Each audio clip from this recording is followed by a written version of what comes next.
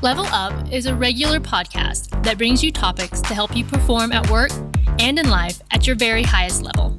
Your host is Dan Chiodo, an executive coach, corporate trainer, and author. He is president of Impact Training and Executive Coaching. And now, here's Dan. Thanks, Jesse. Level Up is a monthly podcast that helps you reach for the stars, no matter what you do in life. A few months ago, we had Volunteer Week. I've always felt that volunteering can accomplish much more than we actually realize. It makes the community stronger in so many ways. In other words, every person can make a difference. Well, today we're going to meet someone who is not only very successful in his career, but also in his community and at a pretty young age. I met my guest when I was conducting a training session for his local chamber.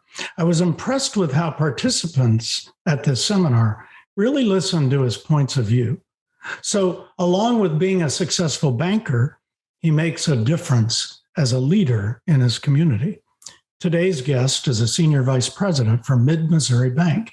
He oversees commercial lending, handles commercial real estate, business relationships, and community involvement.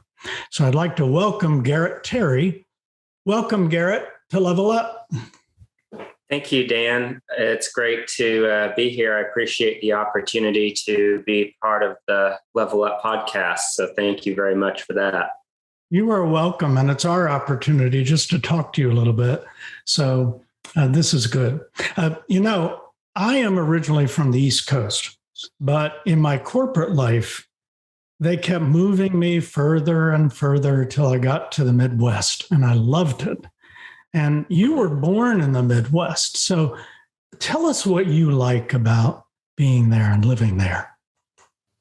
So that's right. I was born here in the Midwest around the Joplin area, and I've been in this region most of my life because that is where my family is. So that's kind of where I put down roots. I've traveled to other areas, some on the South and East Coast. I guess what I like so much about the Midwest is just the sense of community that seems to be here, be a little more present than in other areas that I've visited. And it's just it's a place that suits my lifestyle and is conducive to the things that I like to do, the hobbies that I have, and part of which is involvement in the community and then spending time with my family and friends. So it's just conducive to that environment for me and is a place that I've found that I thrive at. So. Great. To find a place that you thrive, I think that's really important. And one of the things I've always noticed about the Midwest, I've always found the folks are very friendly there. And do you find that for even your field, your banking customers? I do, for the most part. There is a lot more of a friendly nature. You can kind of tell whenever I encounter a customer that is from a different area, they're not from the Midwest. You can tell a little bit of a difference just in the way that they conduct themselves, the way they answer questions, just their overall openness. Oftentimes it's a little different than what I encounter from other people that are, fellow Midwesterners. So I do think there's definitely a little bit of it's kind of got its own little subset of a culture, I think, within the United States. Yes. When I moved there, I had to learn to blend in because the person I reported to, I'm from New York. And so I wore three-piece suits, the vest, the tie, everything. And he said, lose the vest. What do you mean lose the vest? Lose the vest. And the point was that it just might make people feel uncomfortable. And then when I went to work in Branson for one of the properties there that we bought, they told me there, lose the tie. So I had to even wear just a golf shirt. So I like that, though. I like the informality. So tell us what you studied in college. So my studies in college were ranging, but I ended up with a degree in criminal justice administration with an emphasis in chemistry. I originally went to college for a biochemistry degree, my thought was that I wanted to go into pharmaceutical. I wanted to be a pharmacist. And after I got into that a little bit, I learned that that was not what I wanted to do.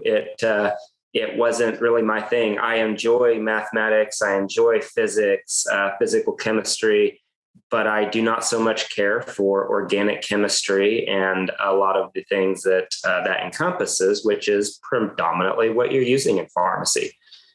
So I kind of shifted gears, and I ended up going more of a pre-law approach. So my studies include criminal justice administration. I focused more on asset protection, risk management, and criminology.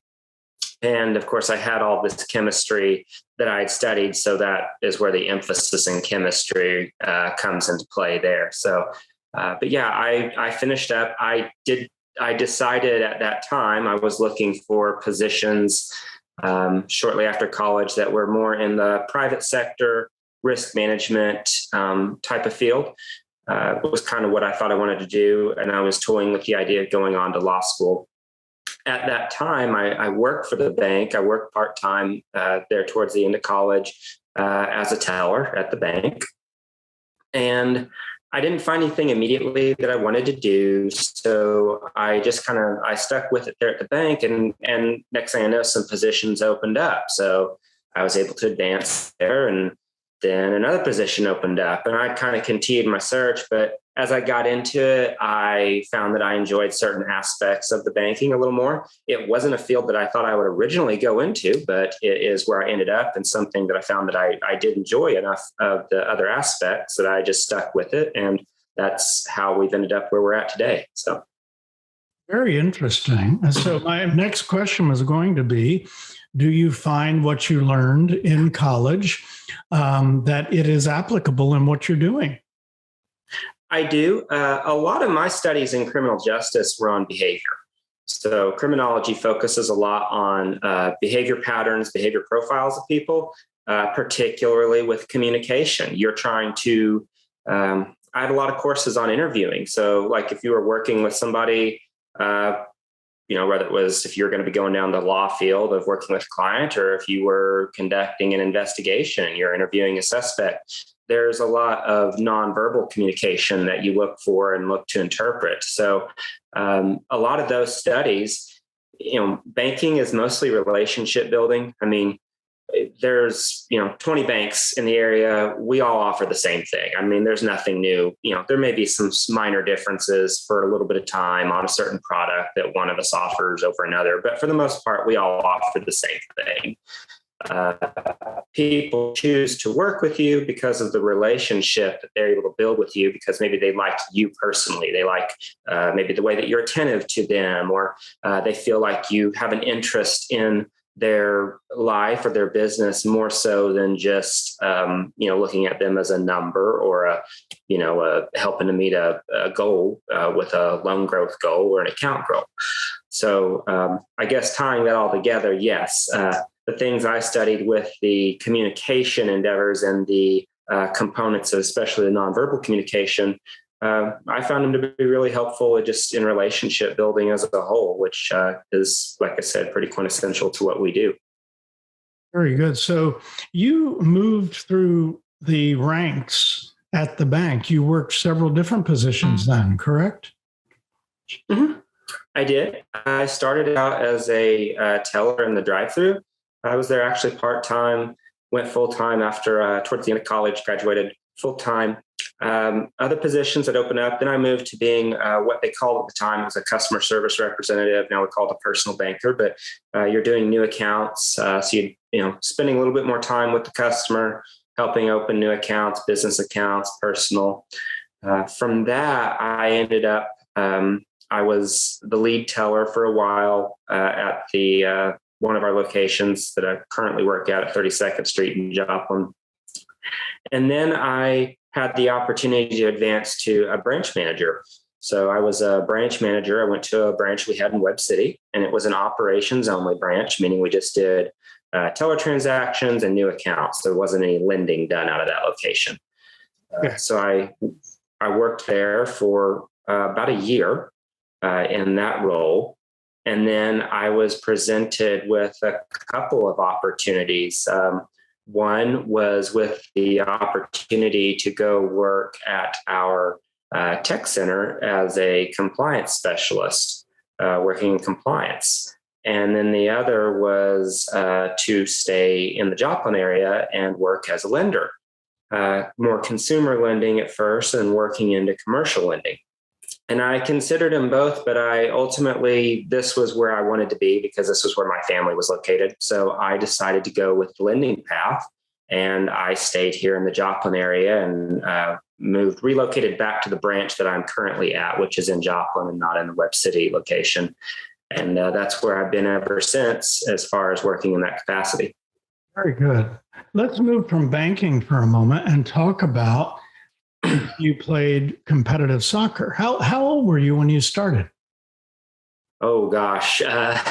I started playing soccer from, since I was 5, YMCA youth athletics type of thing is whenever I started playing that. I played soccer, played the, t-ball that morphed into baseball, basketball, several different team sports. So soccer was the one I predominantly played, and that's what I continued to play on through through junior high and towards high school. Very good, very good. What did that mean to you? Did you enjoy that time playing soccer? Oh yeah, I enjoyed that immensely. That was a lot of fun. I just like the activity and the sports. That's a fun component. But I think one of the bigger things is you're working together cooperatively with a team. One person on a soccer field, if you man your position and you do it well, you can take care of that area, but you're not going to be able to encompass the entire field. You've got to have the whole team there to succeed and to, score goals, win the game. So it teaches a lot of teamwork. And I think that was, it's definitely something that I've taken with me into my professional life and also personal life. But just, I think the team building and the working as a community on the field, playing sports growing up, I think that is something that I've learned and taken with me into my professional career. Definitely. I think it's for sure helped out.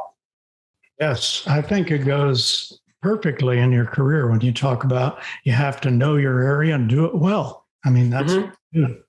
And you have to rely on other people to do, you do the things that you can do well. You play this position well. Maybe I don't play those other positions well. So leave that to the people that play those positions well. And, whenever you've got people in the right areas and they're all doing what they do the best, then you all benefit and exceed as a whole. So you bet.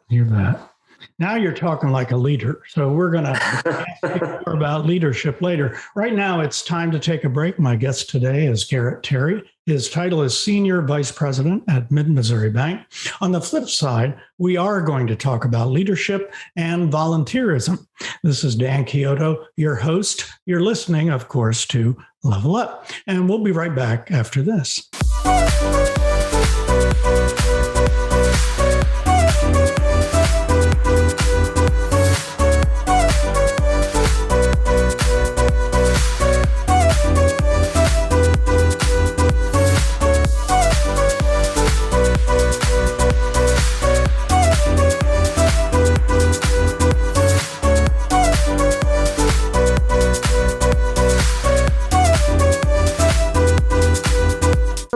I am Dan Chiodo, your host. My guest today is Garrett Terry. Now we know about Garrett Terry, the banker, but let's talk about Garrett Terry and his volunteer work. Now, Garrett, you've been on the board of directors for the Southwest Missouri Rental Housing Association and chairman of the local Chamber of Commerce. I think I'd like to spend a little time talking about your chamber position. How many years have you been on the board? Let's see. I believe I have been on the board a total of 6 years. So I'm just starting. I was just reelected to a third term, which is the maximum amount of terms that we allow on the board. So I'm in the year one of my final 3-year 3-year position. And so 6 years total, starting my 7th. Very good. And you've been president for how many years? I have served as president for, I believe it would be probably 4 years. 4 years, I believe. Okay. Because all of my second term, and I assumed the role. I was elected to the role of president. I believe it would have been about the towards the end of my first term. Okay, very good. I had to think about it there for a second. Yeah. Well, obviously they like what you do, so that is great. What are some of the highlights of serving on the chamber board for you? So I've really enjoyed serving on the board. It gives you a whole new perspective of the really behind the scenes of just what goes into making the environment available for networking to happen. I originally joined the chamber because through work, we are always encouraged. We're a community bank, so we're encouraged to do community involvement. And our goal is relationship building. So a good way to do that is joining different civic organizations, like, for instance, the Carl Junction Area Chamber. It seemed like a good fit to me because, again, I'm from this area, grew up here, went to school in Carl Junction. So I thought, well, it sounds like a good way to, give back, serve in the community, be more involved. So I got involved with the board. When I was elected as the president position, you really, as a member at large of the chamber, you see what goes on, but you don't know what all goes into it to put on those monthly meetings, those networking opportunities, all of the different things that take place. So it really gives you a new perspective on that. For one, the amount of work. It's rewarding, but it is a lot of work that goes into it. But also you get to know more people, and the people behind the scenes on the board. I mean, they really have a passion for, it's a volunteer position. So they're doing it because they want to do it and they want to see business succeed, both for themselves and for the board members at large. So, you can really see the passion that people have for putting together opportunities for networking to occur. So I think that's a really interesting thing. It is interesting, and it really brings a community together. What are you do some events too? So what are some of the events that are most memorable to you? Some fun things. Sure. So some fun things. We always, of course, one thing we do is the annual banquet. We always have a great time at that. You see a lot of people in the community. People are being recognized for their contributions, both in the business and the community at large. So that's always nice to see. You also do other events like business expos, or we have the Bluegrass Festival is something that we put on every year. The Business Expo, there's been some memorable times at that because of some of the themes that were chosen. I know one year the theme was a retro, like a 1970s theme. So I was involved in some of the promotion for that. So that involved wearing some, disco themed attire. I found some 1970s pants and, shirt and stuff. So that was kind of fun. Getting into character on some of that. It's a shame we don't have some video, because I've seen the video with your expert disco moves. Very impressive. I would say everyone's breathing a collective sigh of relief that we don't have video of that. So That's great. That's great. So, hey, everyone needs an outlet from work, from hobbies, that sort of thing. So what are your hobbies? Talk about that a little bit. My hobbies, obviously I like to spend time with friends and family, but one of the big things that I enjoy is woodworking. I grew up around construction, and it's just something that I've got a lot of family members in it. So it's something I've always been around. I like to build things. And over a lot of years, I have purchased and collected tools, I have a nice shop set up in my garage that allows me to do some pretty interesting woodworking. I'll turn things on a lathe. I've built tables. I've built some different furniture pieces, several things, but it's it's really enjoyable, especially whenever you do some relief carvings and pyrography stuff on some of the pieces that you're able to build. I've made some pieces that have epoxy components, so where you'll mix like live edge wood and epoxy. So it's a really a neat creative outlet because use your imagination and kind of make whatever you want to make out of raw materials. So it's fun to see that come to life. Great. I've seen some of your work on Facebook, and it's so impressive. It may be more impressive than the disco moves. I'm not sure, but and I think too that there's a lot of information lately.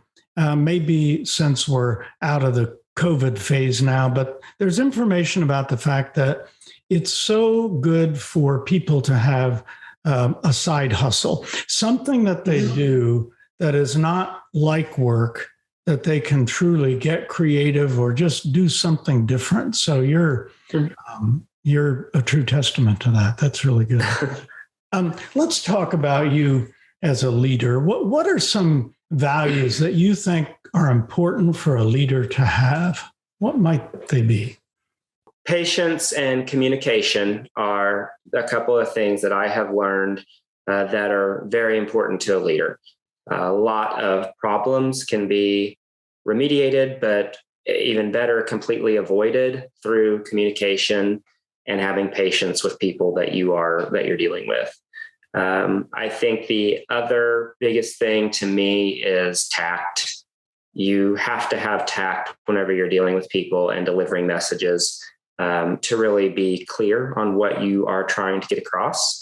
A lot of stuff happens because of miscommunication. People think that you are saying one thing and your body says something different. So, avoiding that and being able to tactfully work with people. Sometimes as a leader, somebody may have an idea and it may not be, in your opinion, that great of an idea, or maybe you're seeing some problems that might come with that. You don't want to stifle somebody's creativity and their contribution by just shutting it down. So it's better I found if you can tactfully, say that, hey, maybe this isn't the best route to go, or, I appreciate these things about what you're saying, but I think maybe we should consider this.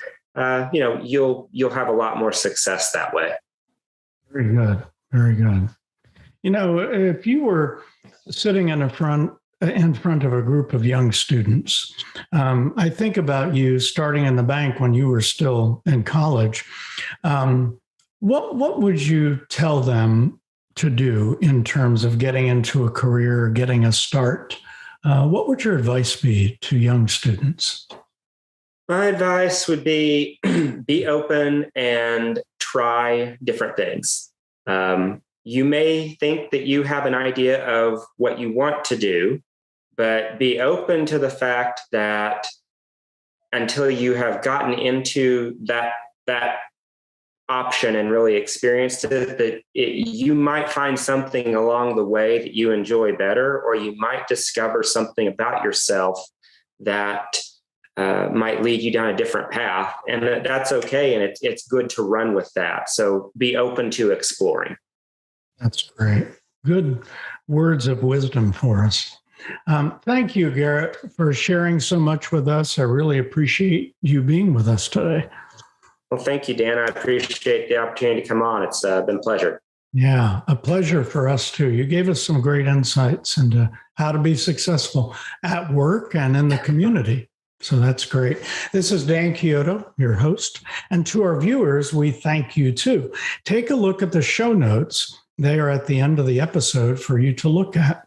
And highlight one or two things you'd like to try. Just do a few things and come back, and you will be on your way to leveling up. Be sure to be with us for our next level up. Dustin, I think that's a wrap. Cheers. If you feel like this information was valuable to you, Dan would love it if you'd click the like button and subscribe to the channel. If you have any questions or thoughts about today's episode, please leave a comment. Also, if you're a first-time subscriber, be sure to ring that bell to be notified about future episodes. To learn more about what Impact's training and development can do for you and your business, visit impactbydan.com, where you can find more information about executive coaching, corporate training, keynote speaking, and much more. Thanks so much for watching.